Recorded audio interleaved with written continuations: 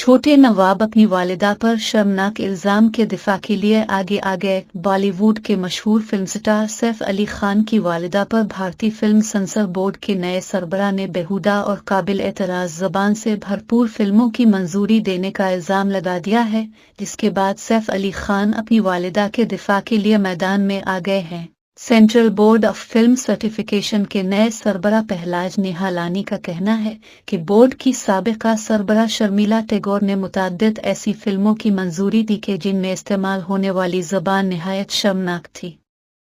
ان کا کہنا ہے کہ 2006 میں فلم اومکارا کو محض اس لیے پاس کر دیا کہ یہ ان کے بیٹے سیف علی خان کی فلم تھی۔